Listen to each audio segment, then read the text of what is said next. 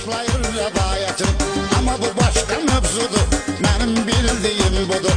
Azərbaycanımda, igidlər məkanımda, Laçın rayonumuzda var, tanınmışdır aşkar. O cənnət Qarabağda, cəsur da var Qoçaqda.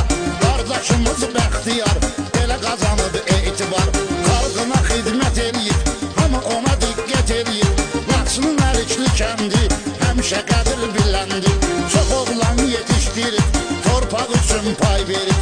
O oğullardan biri çəkilməyibdir geri. Adı da Bəxtiyar idi, dağ kimi ucqar idi.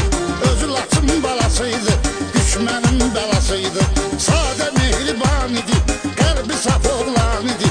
Azdı o cür oğullar, onun tutduğu yollar. Heyran eləyib hər kəsi, xoş idi hər kəlməsi. Söhbətin əsnasında